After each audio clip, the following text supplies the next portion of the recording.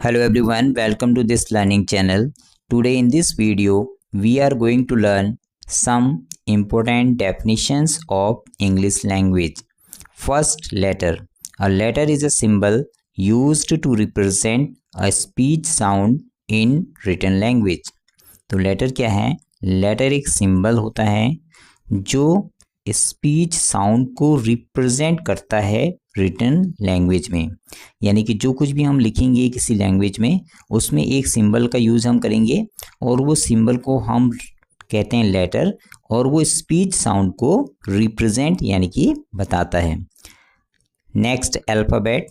N alphabet is a standardised set of letters used to write one or more languages based on the principle that each letter represents a basic significant sound of the spoken language। अब alphabet क्या होती है?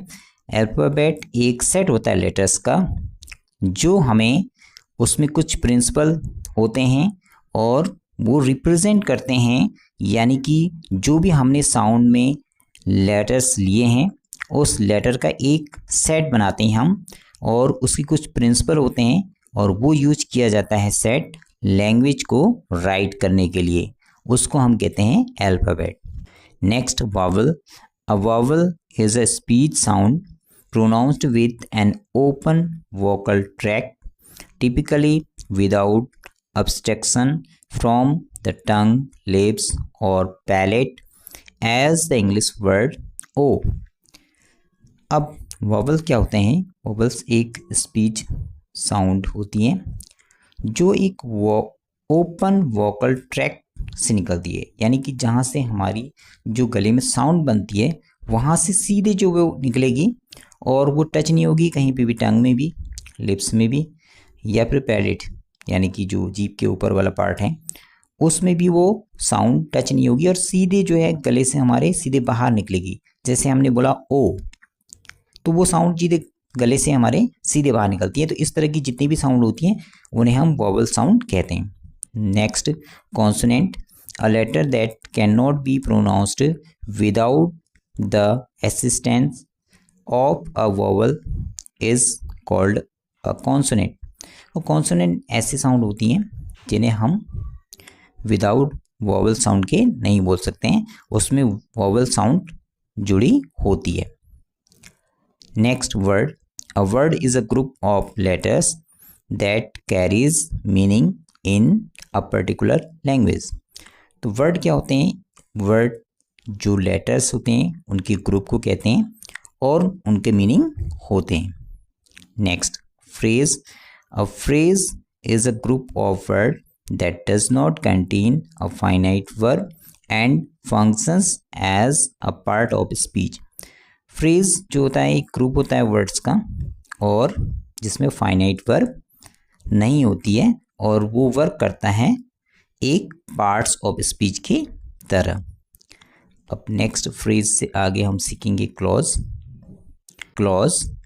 A clause is a group of words that contains both a subject and a finite verb expressing a complete thought or idea within a sentence। तो clause क्या है? Clause भी एक है ग्रुप वर्ड्स का जिसमें क्या होगा, एक सब्जेक्ट होगा और एक फाइनाइट वर्ब होगी, और जो सेंटेंस है उसमें जो पार्ट क्लॉज का है उसका मीनिंग होगा। Next, sentence. A sentence is a group of words that conveys a complete meaning।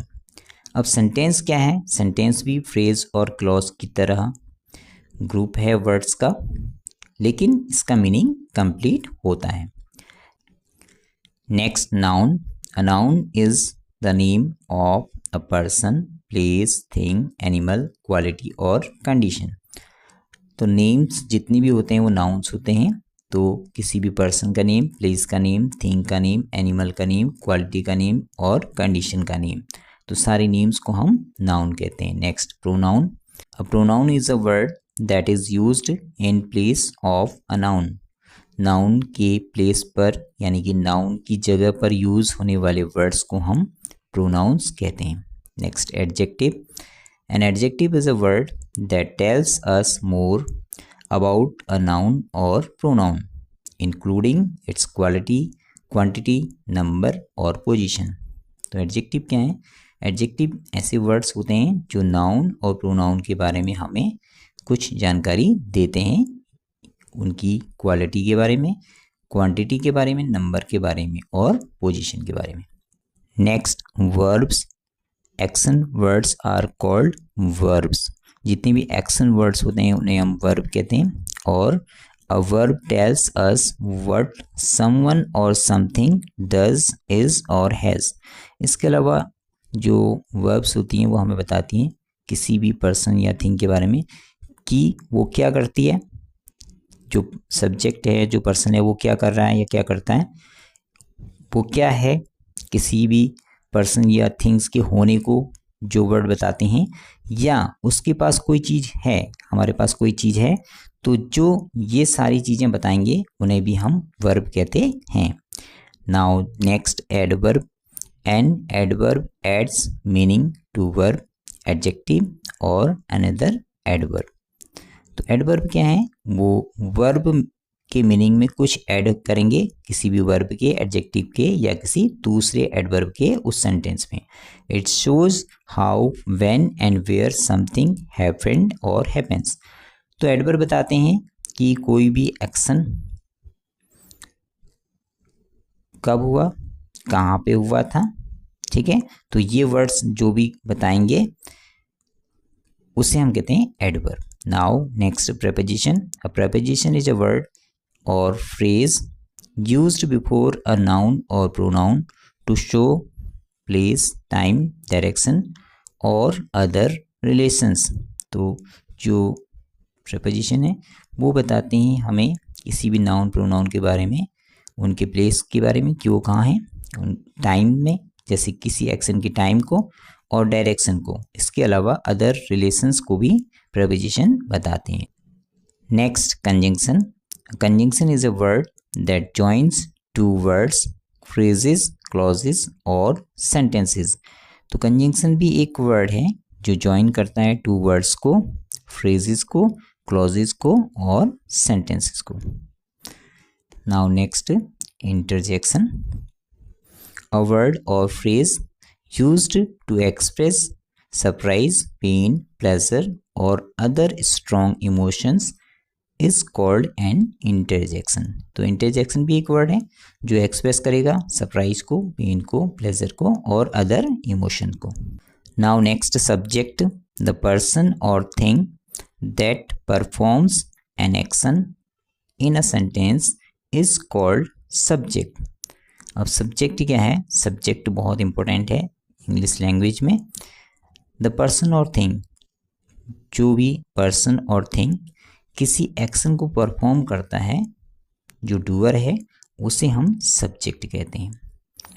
और द पर्सन, प्लेस, थिंग और animal that is being talked about in a sentence is called the subject. इसके अलावा किसी भी sentence में किसी भी person, place या थिंग के बारे में हम बात करते हैं, उसे भी हम सब्जेक्ट कहते हैं. Now next, object. The person or thing that receives the action of the verb is called the object. अब जो एक्शन में जो रिसीवर होता है, एक डूअर होगा और एक रिसीवर होगा, तो जो रिसीवर होता है उसे हम ऑब्जेक्ट कहते हैं. Now the last one, tense. Tense is a form of verb that indicates the time and state of an action. तो टेंस क्या है? टेंस वर्ब की फॉर्म है जो इंडिकेट करती है, यानी कि बताती है. टेंस हमें बताती है किसी भी एक्शन के टाइम को और उसके स्टेट को. टाइम मीन्स किस टाइम पे एक्शन हुआ और स्टेट मतलब उसकी क्या स्थिति थी. These are the most important definitions of English language. तो ये इंग्लिश लैंग्वेज की बहुत ज़्यादा इंपॉर्टेंट डेफिनेशन है जो भी हमने करी है. आगे हम और भी डेफिनेशन सीखेंगे जब हम लेसन में सारे टॉपिक्स को और सारे लेसन्स को पढ़ेंगे. तो आपको ये जो डेफिनेशन है वो आपको सब लर्न होनी चाहिए, तो आप इन्हें लर्न कीजिए. और आगे की वीडियोस के लिए आप चैनल को सब्सक्राइब कीजिए. चैनल को जो है, आप अगर कुछ पूछना चाहते हैं, कोई चीज़ आपको समझ नहीं आई, तो आप इस चैनल पर जो है कमेंट कीजिए और इस वीडियो को लाइक कीजिए।